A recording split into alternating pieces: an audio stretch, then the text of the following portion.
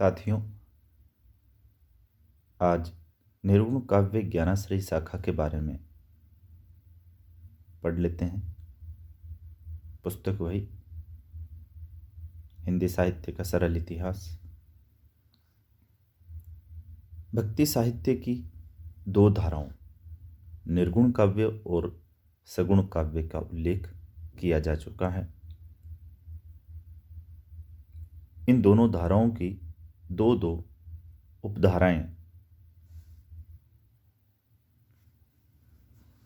निर्गुण काव्य की इन उपधाराओं को ज्ञानाश्रयी शाखा और प्रेमाश्रयी शाखा कहा जाता है।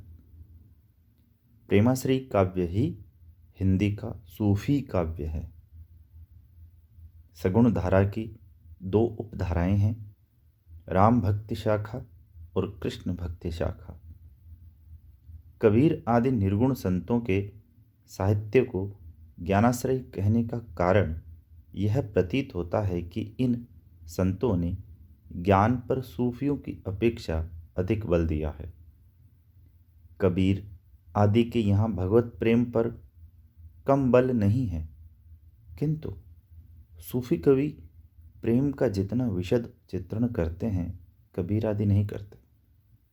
कबीर समय है 1398 से 1518 है। कबीर का जन्म 1398 में माना जाता है।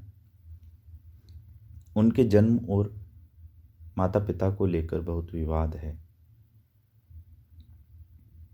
लेकिन ये स्पष्ट है कि कबीर जुलाहा थे, क्योंकि उन्होंने अपने को कविता में अनेक बार जुलाहा कहा है।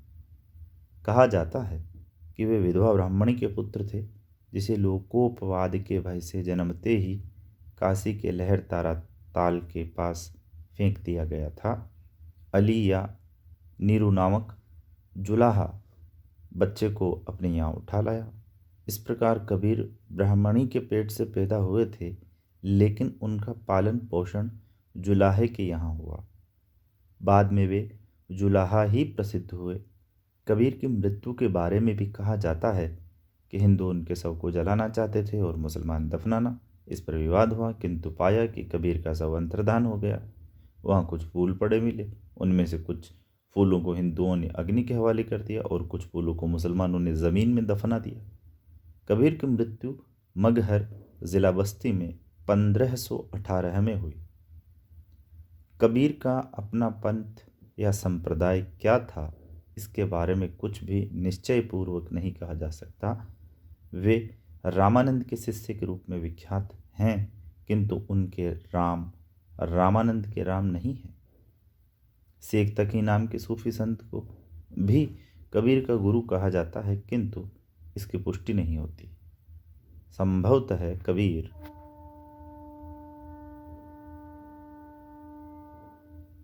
कबीर ने इन सबसे पहले सत्संग किया होगा और इन सब से वे किसी न किसी रूप में प्रभावित भी हुए होंगे। इससे प्रकट होता है कि कबीर की जाति के विषय में ये दुविधा बराबर बनी रही है। इसका कारण उनके व्यक्तित्व, उनकी साधना और काव्य में कुछ ऐसी विशेषताएं हैं जो हिंदू या मुसलमान कहने भर से प्रकट नहीं होती।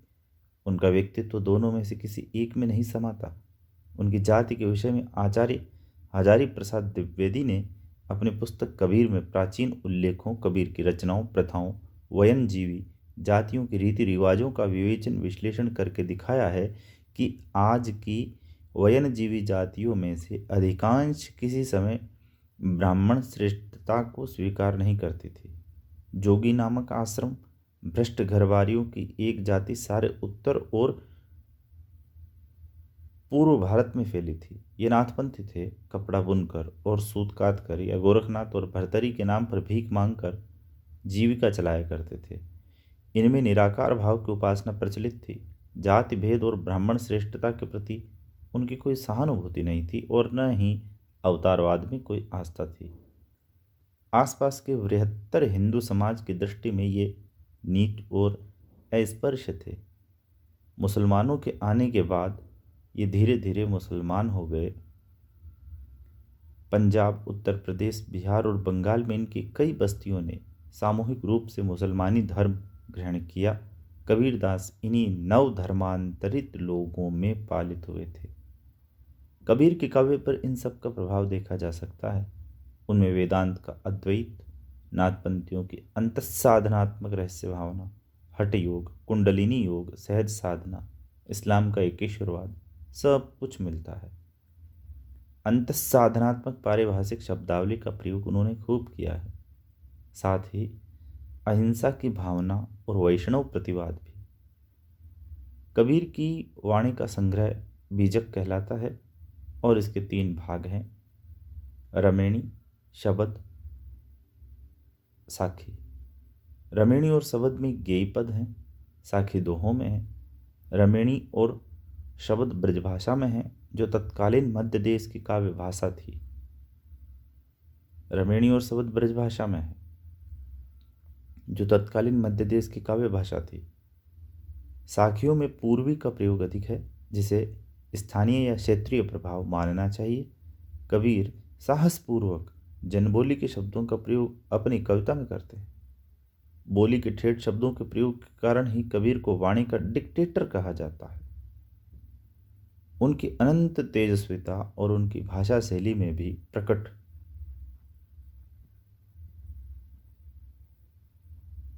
है। काजी पंडित मुल्ला को संबोधित करते हुए कहे प्राय तन जाते हैं कि पांडे कौन कुमति तो ही लागी, कजरे मुल्ला बाग निवाजा। किंतु सामान्य जन को या हरिजन को संबोधित करते समय वे भाई या साधो जैसे शब्दों का प्रयोग करते हैं। कबीर तथा अन्य निर्गुण संतों की उलट बांसियां प्रसिद्ध हैं। उलट बांसियों का पूर्व रूप हमें सिद्धों की संध्या भाषा में मिलता है। उलट बांसियों का पूर्व रूप हमें सिद्धों की संध्या भाषा में मिलता है। उलट बांसियां अंतसाधनात्मक अनुभूतियों को असामान्य प्रतीकों में प्रकट करती है। वे वर्णाश्रम व्यवस्था को मानने वाले संस्कारों को धक्का देती है। इन प्रतीकों का अर्थ खुलने पर ही उलटवासियाँ समझ में आती है। कबीर ने भक्तिपूर्वक धार्मिक साधनाओं को आत्मसात अवश्य किया था, किंतु वे इन साधनाओं को भक्ति की भूमिका या तैयारी मात्र मानते थे। जीवन की सार्थकता में वे भक्ति या भगवत विषय रति में ही मानते थे। यद्यपि उनके राम निराकार हैं, तथापि वे मानवीय भावनाओं के अवलंबन हैं। इसलिए कबीर ने निराकार निर्गुण राम को भी अनेक प्रकार के मानवीय संबंधों में याद किया है। वे भरतार हैं, कबीर बहुरिया है।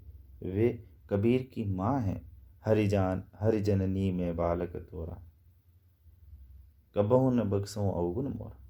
वे पिता भी हैं, जिनके साथ कबीर बाजार जाने की जिद करते हैं। कबीर भक्ति के बिना सारी साधनाओं को व्यर्थ और अनर्थक मानते हैं। इसी प्रेम एवं भक्ति के बल पर वे अपने युग के सारे मिथ्याचार, कर्मकांड, अमानवीयता, हिंसा, परपीड़ा को चुनौती देते हैं। उनके काव्य, उनके व्यक्तित्व और उनकी साधना में जो अक्खड़पन, निर्भीकता और दो टूकपन है, वह भी इसी भक्ति या महाराग के कारण। वे पूर्व साधनाओं की पारिभाषिक शब्दावली को अपना कर भी उसमें जो नई अर्थवत्ता भरते हैं, वह भी वस्तुतः प्रेम भक्ति की अर्थवत्ता है। कबीर अपने अनुभव, पर्यवेक्षण और बुद्धि को निर्णायक मानते हैं, शास्त्र को नहीं। इस दृष्टि से वे यथार्थ बोध के रचनाकार हैं। तो कबीर क्या है? यथार्थ बोध के रचनाकार है। उनके यहाँ जो व्यंग्य की तीव्रता और धार है, वह भी कथनी करने के अंतर को देख पाने की क्षमता के कारण है। अपने देखने या अनुभव को न झुठलाने के कारण ही वे परंपरा द्वारा दिए गए समाधान को अस्वीकार करके नए प्रश्न पूछते हैं कि चलन चलन सब लोग कहते हैं, न जानो वैकुंठ कहाँ है, या न जाने तेरा साहब कहाँ है। कबीर बहुत गहरी मानवीयता और सहृदयता के कवि हैं। अक्खड़ता और निर्भयता उनके कवच हैं। उनमें मानवीय करुणा, निरीहता, जगत के सौंदर्य से अभिभूत होने वाला हृदय विद्यमान है। कबीर की एक और विशेषता है काल का तीव्र बोध। वे काल को सर्वग्रासी रूप में चित्रित करते हैं और भक्ति को उस काल से बचने का मार्ग बताते हैं। भक्ति ही उस सर्वग्रासी काल से बचा सकती है। परंपरा पर संदेह, यथार्थ बोध, व्यंग्य, कालबोध की तीव्रता और गहरी मानवीय करुणा के कारण कबीर आधुनिक भावबोध के बहुत अधिक निकट लगते हैं। क्यों लगते हैं कबीर आधुनिक भावबोध के? परंपरा पर संदेह, यथार्थ बोध, व्यंग्य, कालबोध की तीव्रता और गहरी मानवीय करुणा के कारण कबीर आधुनिक भावबोध के बहुत अधिक निकट लगते हैं। किंतु कबीर में अंतसाधनात्मक रहस्य भावना भी है और राम में अनन्य भक्ति तो उनके मूल भाव भूमि ही है। नाद, बिंदु, कुंडलिनी, षटचक्र भेदन आदि का बार बार वर्णन कबीर काव्य का अंतसाधनात्मक रहस्यवादी पक्ष है। कबीर में स्वाभाविक रहस्य भावना बड़े मार्मिक तौर पर व्यक्त की गई है। ऐसे अवसरों पर वे प्राय जिज्ञासु होते हैं, कहो भैया अंबर कासो लागो। कबीर में जीवन के द्वंद्वात्मक पक्ष को समझ लेने की अद्भुत क्षमता थी। इस परस्पर विरोधिता को न समझने पर कबीर का मर्म नहीं खुलता, जिसे जीना कहा जाता है।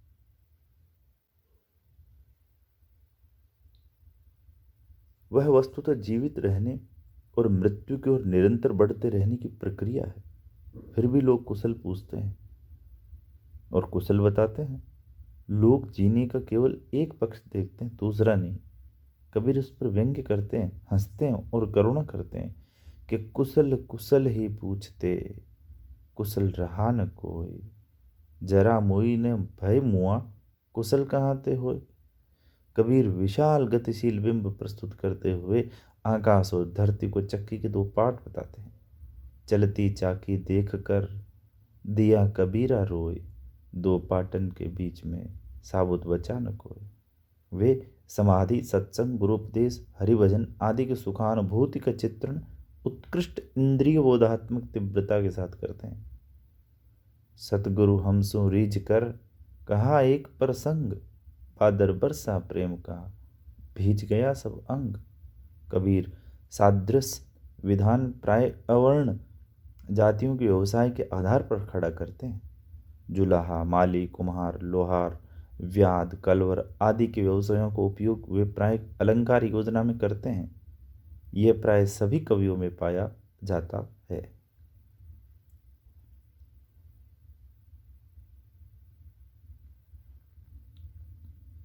अब बात करते हैं रैदास की। रैदास जी का जो समय है 1388 से 1518 है। रैदास भी रामानंद के शिष्य कहे जाते हैं। उन्होंने अपने एक पद में कबीर और सेन का उल्लेख किया है, जिससे स्पष्ट हो जाता है कि वे कबीर से छोटे थे। अनुमानतः 15वीं सदी उनका समय रहा होगा। धन्ना और मीराबाई ने रैदास का उल्लेख आदरपूर्वक किया है। ये भी कहा जाता है कि मीराबाई रैदास की शिष्या थी। रैदास ने अपने को एकाधिक स्थानों पर चमार कहा है। कह रैदास खलास चमारा, या ऐसी मेरी जाति विख्यात चमारा। रैदास काशी के आसपास के थे। रैदास के पद आदि गुरु ग्रंथ साहिब में संकलित है। कुछ फुटकल पद सतबानी में है। रैदास की भक्ति का ढांचा निर्गुणवादियों का ही है, किंतु उनका स्वर कबीर जैसा आक्रामक नहीं। रैदास की कविता की विशेषता उनकी निरीहता है। वे अनन्यता पर बल देते हैं। रैदास में निरीहता के साथ साथ कुंठाहीनता का भाव द्रष्टव्य है। भक्ति भावना में उन्होंने वह बल भर दिया था जिसके आधार पर वे डंके की चोट पर घोषित कर सके कि उनके कुटुंबी आज भी बनारस के आसपास ढोर ढोते हैं और दासानुदास रैदास उन्हीं का वंशज है। जाके कुटुंब सब ढोर ढोवंत, फिर ही अजऊ बनारसी आशा पासा, आचार सहित विप्र करई दंड, ओतितिन तने रविदास दास अनुदासा। रैदास की भाषा सरल, प्रवाहमयी और गीता के गुणों से युक्त है। धन्यवाद। आज के लिए इतना ही।